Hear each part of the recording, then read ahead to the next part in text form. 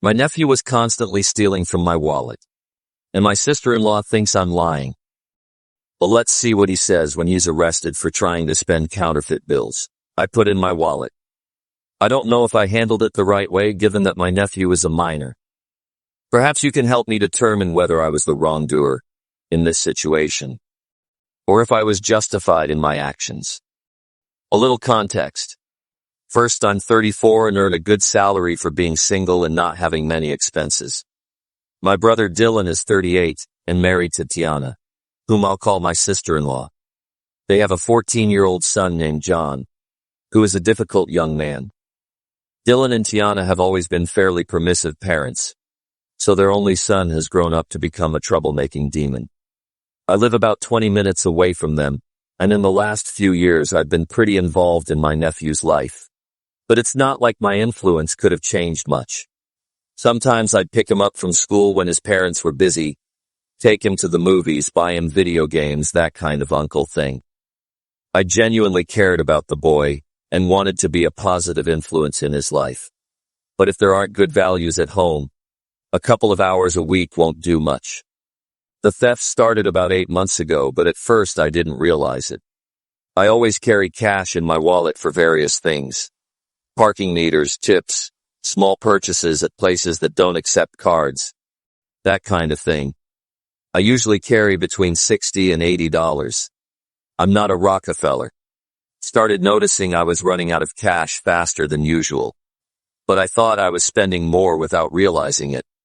It was probably 2 months before I started to get suspicious. I'd put in 2 $20 bills and a $10 bill on Sunday night, and by Wednesday, I only had about $1 left. I started keeping track more carefully, and that's when I realized the money was indeed disappearing.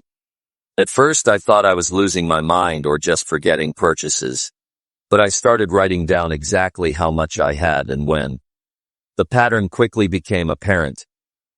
The money would disappear on days John was at my house, or when I was taking him somewhere.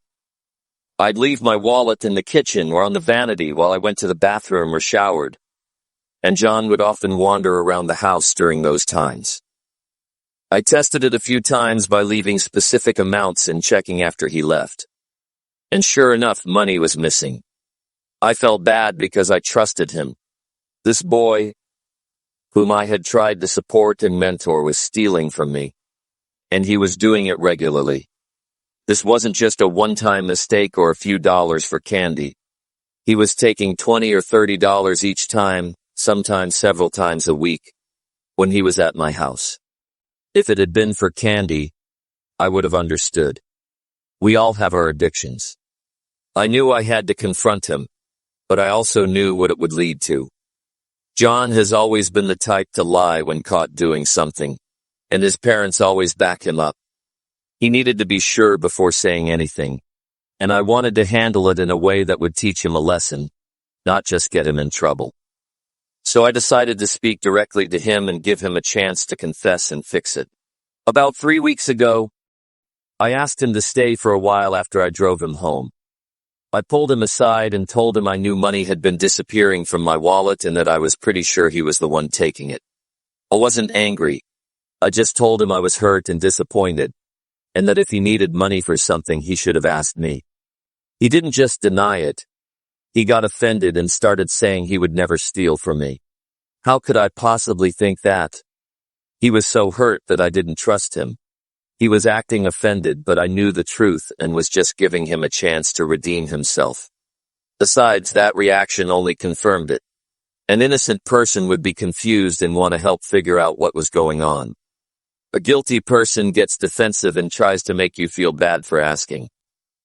I gave him a chance to confess, to get back on good terms, but he squandered it. Obviously, I was going to demand that he, or rather his parents, return the money. But I hoped that, because of our relationship, he would at least be honest. I thought that at least the thefts would stop now that I had my eyes on him. Not only did the thefts continue, but apparently John went straight to his mother and told her that I was accusing him of stealing. Tiana called me that same night, absolutely furious. She yelled at me not to dare accuse her son of stealing. that he was a poor angel who could never do something so bad, and that I shouldn't blame him for being distracted and losing my money. She also mentioned that John was hurt and crying, that I had damaged his trust in me, and that maybe I shouldn't be alone with him anymore if I was going to make up stories about thefts. I realized that the dialogue-based approach wasn't going to work here, and that John's parents would never believe he could do anything wrong. That's when I started planning what I guess you could call my trap. I had heard of people using counterfeit money to catch thieves, and I figured if John was going to keep stealing from me, it was at least worth it. I went online and ordered prop money, which looked real enough at first glance, but had the word replica printed in small letters, and on the back it said for film use only, all in very small print. So when you looked at it closely, you could see what it was. Although I must say that the counterfeit bills were quite convincing. They had the right texture and appearance, and unless you examined them closely or tried to use them, you probably wouldn't notice they were fake right away. Enough to make someone tempted to flee to Las Vegas, rent a luxury suite, and fill it with candy. I can already read your comments. They're the same as my dentist's. I replaced about $60 in my wallet with counterfeit 20s and 10s and waited. I thought the wait would be boring, but it wasn't very long. 2 days later, I picked John up from school and took him to my house for a few hours. While his parents were at work, I left my wallet in the kitchen while I went down to the basement to get some snacks. The perfect lure. When I got upstairs, I casually checked my wallet. Sure enough, one of the counterfeit $20 bills was missing. I didn't say anything to John. I acted normally the rest of the afternoon and left him at his house. As always, I figured he'd probably try to spend the money that weekend and was curious to see what would happen. What happened was better than I expected. That Saturday, John and some of his friends went to the mall. Apparently, he tried to use the counterfeit $20 bill at GameStop, and the cashier immediately recognized it as fake money. They called mall security, as using counterfeit currency is a federal crime. They called the police. John was arrested right there at the mall. Since he was 14, they called his parents to come get him, but he still spent several hours in custody while they sorted everything out. He was charged with attempting to use counterfeit currency, which is a felony even for a juvenile. The first time I heard any of this was when Dylan called me that Saturday night, absolutely furious.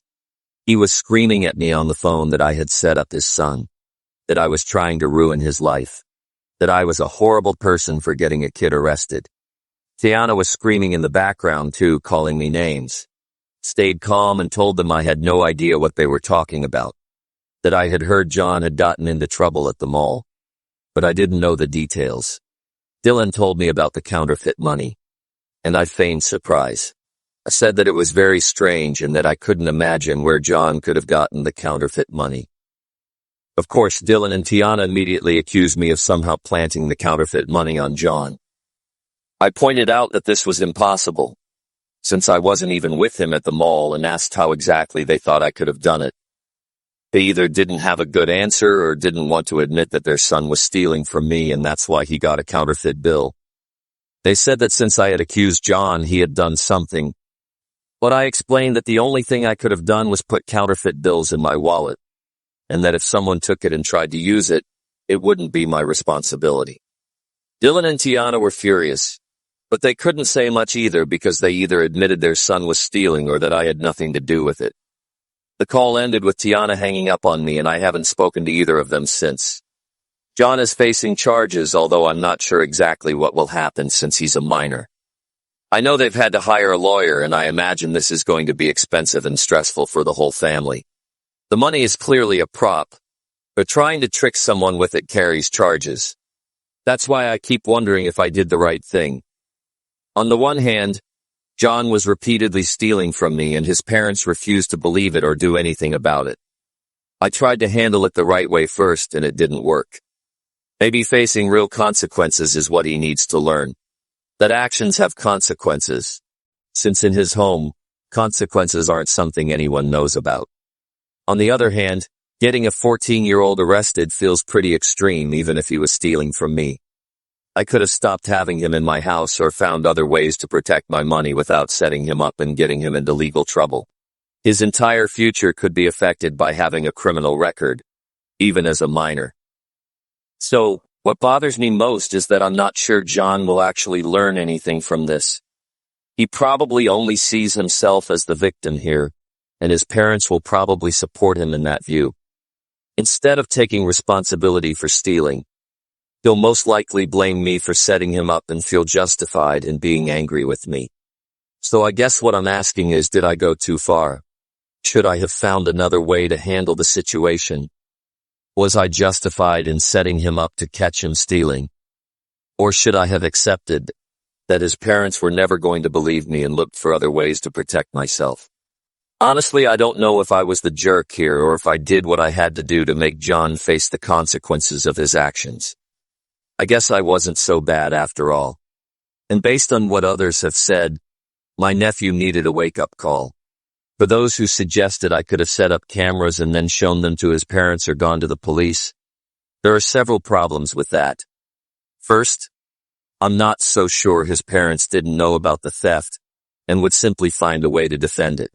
I've seen them defend pranks in the past, like breaking an expensive ornament at an aunt's house, and then blaming the aunt for having something valuable in a place where it could fall. Showing them a video wouldn't have changed anything. They probably would have had several excuses ready for him. Going to the police with that video wouldn't be much different from this. Facing charges for theft or attempting to defraud a store employee, I don't think it would make much of a difference. I don't think he'd get charged with counterfeiting when he didn't use bills created with that intention. Many raised legal questions about what I did. I've since learned it's a bit of a gray area. Setting a trap for a thief isn't necessarily illegal, but using counterfeit money, especially if it looks real, can be problematic, even if it's clearly marked as a prop. Some mentioned that I could technically be charged with possession of counterfeit currency, although that's unlikely. I spoke to a lawyer who told me that what I did probably wasn't illegal, but it could complicate things if John's lawyer tries to argue that I set him up. He advised me to keep quiet about the details and consider getting my own lawyer if the situation escalates. The biggest update is that I heard from my brother. I expected him to be angry again, but he actually sounded defeated. John finally admitted to stealing from me. Not just once or twice, but regularly over the past few months. When Dylan and Tiana seriously confronted him, he broke down and confessed. He had been taking money from my wallet, usually $20 or $30 each time, and spending it on games, food, or showing off to his friends. Even worse, John also admitted to stealing from Dylan and Tiana. He had been taking money from Tiana's wallet and from the emergency stash in the kitchen drawer. They had noticed the missing money, but attributed it to forgetfulness. In hindsight, they realized he probably stole several $100s from them over the past year. Dylan apologized for not believing me before. He said they knew John had behavioral problems, but thought it was just typical teenage behavior. Tiana, however, is still struggling with it. Even though she now knows John was stealing, she partly blames me. She has been saying things like, "Yes, John was wrong, but that doesn't make what you did right. You could have handled it without getting him arrested." The only problem with that is that I did try to handle things differently, and all she did was attack me. This was the only way they were going to learn. Dylan asked me if I would be willing to meet with him and John to talk things over. He said John wants to apologize. I told him I'd think about it. Honestly, I'm not sure it's a good idea yet.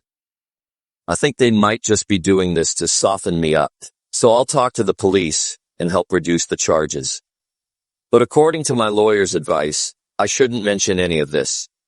The legal situation is still ongoing. John has a hearing next month. His lawyer expects him to be offered a diversion program, probably community service and fines. If he completes it successfully, he shouldn't be left with a permanent record. Maybe the arrest was extreme, but it seems to have finally made everyone realize how serious the situation was. It became a wake-up call, big enough for them to take action. but not enough to ruin his future forever. A couple of days ago, Dylan called me with both good and bad news. After John confessed to stealing from me and his parents, Dylan and Tiana decided to take a stand. They took away his devices and started closely monitoring him.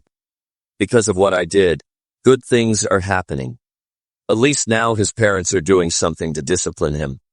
However, while searching John's room, Tiana found a cache of expensive items in his closet. An iPad, video games, a high-end watch, sneakers, and other electronic devices. When confronted, John initially claimed they were gifts or that he had bought them with his allowance. But Dylan and Tiana knew it would be impossible for him to afford all of that, even with what he had stolen from us. Under pressure, John admitted that he had been shoplifting around town for months, maybe longer. He regularly stole from the mall and other businesses. He kept some things for himself and sold the rest to other kids at school. He ended up breaking down and crying, saying he didn't know why he kept doing it, that it started small but escalated over time. This changes how I feel about everything. When I thought he was only stealing money from me and his family, I felt guilty for getting the police involved. But now, knowing the magnitude of what he was doing, I feel more vindicated. It seems my actions unintentionally brought a much bigger problem to light. Dylan and Tiana are in bad shape. They've realized how much John deceived them and are now working with a therapist who specializes in adolescent behavioral issues. They are also dealing with a financial impact. Dylan said his lawyer advised them to get ahead of possible future charges by contacting the stores and offering restitution. They could be looking at thousands of dollars over the years. Surprisingly, Tiana called me yesterday for the first time since this all began. She apologized for not believing me and for lashing out when I tried to help. She admitted that if I hadn't used the fake money scheme, they might never have discovered the extent of John's behavior. She even asked if I would consider writing a letter to the court in support of John to show that his family still stands by him during this process. I can't admit to them that the counterfeit bills came from me. Dylan also asked me again if I would be willing to meet with John so he could apologize in person. He promised to return all the money I was missing, which, based on John's confession, I believe is a reasonable amount. I don't keep an exact record of how much I had and how much was stolen, so I can only estimate. For now, I'm waiting until after the hearing. If John shows true remorse and agrees to seek help, I might agree to see him for an apology, but I'm in no rush to do so, much less admit to the bills and get myself into legal trouble. John's hearing was scheduled for next week, but apparently his lawyer moved it up because he wanted to present all the information about his other robberies as part of a comprehensive picture for the judge. Dylan had been keeping me informed of the preparations, and it seemed they were hoping to get John into some sort of treatment program rather than an outright punishment. Yesterday afternoon, I received a call from Dylan asking me to come to his house. He said John wanted to talk to me before the hearing and had something important to tell me. Well, I hesitated because I wasn't ready for that conversation yet. But it wasn't an apology. It was something I needed to know. So I went. When I arrived, John was sitting at the kitchen table with Dylan and Tiana. He immediately began apologizing to me, and it was clear he was genuinely upset. He said he knew he had betrayed my trust and that he was sorry for putting me in a position where I felt I had to set a trap to catch him. I didn't say anything. I didn't want to admit anything. I was just listening. Finally, he got to the important part. The reason why. He confessed that the reason he had been stealing wasn't just because he wanted money for things. He said he had been bullied at school quite badly, and that some older kids regularly demanded money from him. If he didn't pay, they threatened him, or sometimes physically assaulted him. According to John, this had been going on for most of the school year. A group of older boys had targeted him and some other younger students in a sort of extortion scheme. They demanded $20 or $30 every week or two, and if he didn't pay, they made his life miserable. They pushed him in the hallways, messed up his locker, and threatened him after school. John said he was too ashamed to tell his parents because he felt it made him look weak. He also said he was afraid that if his parents complained to the school, the bullying would only get worse. So he started stealing money to pay the bullies, thinking he could handle the situation on his own. Shoplifting began as another way to get money and items to give to the bullies. Sometimes they asked for specific things instead of cash, like expensive sneakers or electronics. John said he became quite adept at stealing because he felt he had to, that it was the only way to protect himself at school. Tiana cried as John told me all this, and Dylan looked absolutely furious. Not at John, but at the situation and the kids who had been bullying him. Apparently, he had only told his parents the day before, after they had been working with a therapist to try to understand why he was stealing. John said he wanted to tell me the truth because he felt I deserved to know why he stole from me. He wanted me to understand that he never meant to hurt me personally. He said he had always admired me and that stealing from me had been one of the hardest things about the whole situation. But he felt he had no other choice. Dylan said they had already contacted the school about the bullying and that an investigation would be opened. I looked at my brother and sister-in-law wondering if they had really called to tell me this. Either the bullies are a huge criminal organization that needs high-end products, or it's the most elaborate lie in the world. I might have believed it when it was just about the money. But when it came to the more expensive things, it didn't add up. Besides, those items were in his room, not in the hands of these alleged bullies. None of it made sense to me. I told them that if the school actually did something and found these supposed bullies, then I would believe them. But until then, nothing. I asked my brother to give me the money, and he handed me the hundreds of dollars John had supposedly stolen. Then I left. I don't know if my brother and his wife truly believe this story or if they are just part of the lie, but I'm not going to fall for it. As for the legal situation, I don't know if John's lawyer plans to use this new information in the case. I'll be present during the trial, and if they really try to play this card, maybe it will carry some weight. But I doubt they'll be able to prove the bullying. In 1 week, we'll know for sure. At least I've gotten my money back, and that's enough for me. That trial will be very important in determining how my relationship with my brother, my sister-in-law, and especially my nephew develops in the future. But if this whole bullying story was a lie, which I believe it is, then it's clear it will be impossible for me to have any kind of relationship with them. To me, it feels more like a justification on their part rather than the truth. I haven't seen that supposed therapist they mentioned, and as far as I'm concerned, that could be just as fake as everything else. At least the money my brother gave me isn't. I've checked it several times. I'm even planning to go to the bank to deposit it and ask them to verify that it isn't counterfeit, since I'm not sure. That way I can protect myself from any possibility of being blamed again. I don't want to fall into the same trap twice. I prefer to stay suspicious. When the hearing finally came, I dressed decently, not in the rags I normally wear, and went to listen. At no point was my nephew's excuse for his thefts mentioned, which confirmed what I had already suspected. There was also no mention of therapy or shoplifting. The only thing that came up was that he was a juvenile, and this was his first offense. The judge ordered John to pay a $1,000 fine and complete community service for a period of time. At this point, I've officially severed my ties with my brother and his family, which means blocking them from contacting me. In moments like these, I'm grateful that my parents aren't alive, because I wouldn't want them pressuring me to mend things, as happens in so many other stories. I'm not even sure they would have, but it's still the only comfort I can find in their absence. The rest of the family has said virtually nothing. From what I can sense, they're more inclined not to invite a thief, as they've openly called him to future gatherings. And honestly, that's fine with me. Until my brother and sister-in-law take real action, it's impossible to feel comfortable being around them.